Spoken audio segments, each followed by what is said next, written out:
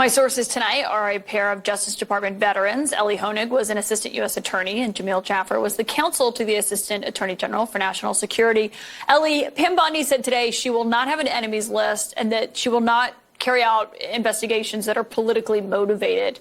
Did you think that, what did you make of her answers when it came to independence from Trump, but also adherence to the rule of law? Well, good and necessary that she said that. But I do think that what Pam Bondi said today is a little bit different than what she showed us. Now, she said all the things that every attorney general nominee has said and must say throughout the years. I'll be independent. I'll make my own judgments.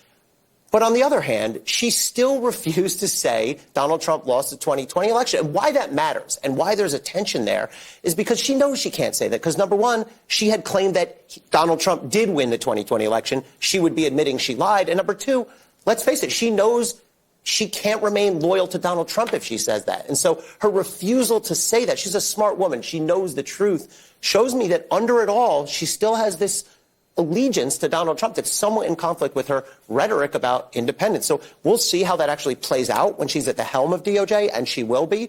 But I saw a real contradiction there. What stood out to you?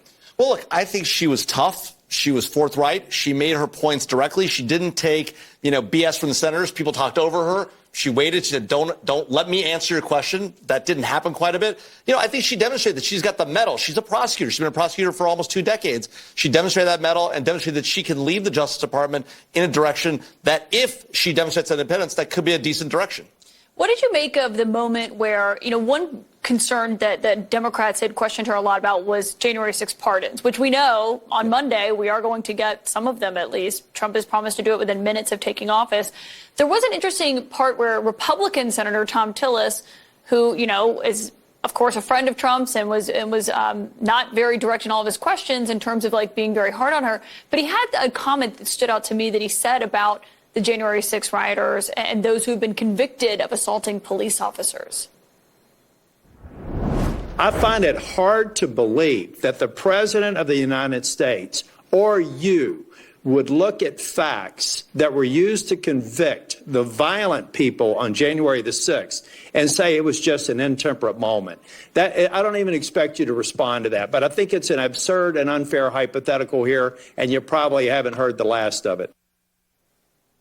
Well, I think both the senator and later on Pam Bondi were trying to send maybe a message to Donald Trump of, if you're going to do this, and he clearly is going to do this, to issue some pardons, you need to draw a line, and you cannot pardon those people who were convicted of assaulting police officers. Important to note, the AG doesn't really have a formal role in pardons, right? The AG certainly doesn't control pardons. The president can choose to consult with the AG, but they're not even going to have time. I mean, he's going to be issuing pardons on December 20th, the first few hours. And I think Pam Bondi noted that. She said, I'm not going to have time to go through hundreds of files. He's going to do what he's going to do. And there was a moment today where Senator Lindsey Graham came back in the room and he said, her hearing must be going well because she was getting a lot of questions about another nominee, Kash Patel, who is Trump's pick to run the FBI. There were a lot of questions for her about him, obviously, in her purview.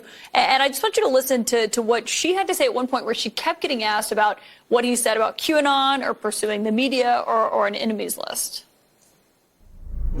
I look forward to hearing his testimony about QAnon in front of this committee. Well, look, I mean, Pam Bondi is not Kash Patel, and she's definitely not Matt Gaetz. And that's what you can say about her. She's going to get confirmed. She's going to be the Attorney General of the United States. The question is how she's going to deal with Kash Patel. If he is confirmed, he's the FBI director. In theory, the FBI director reports to the Attorney General. In reality, it's much more of an equal relationship. So we'll see how it plays out. But she demonstrated, look, I'm a rule follower. I was the Attorney General of Florida for 8 years. I know what I'm doing here. I can go up against Senate. I want to work with you, but I'm not going to take BS from you either. We'll see what happens. Kash Patel gets his hearing. We'll see how that goes. Yeah, and it seems she was confident in her chances of getting confirmed. That's why she was pushing back so much more on the senators. We'll see. Jamil Jaffer, Ellie Honig, great to have you both here tonight.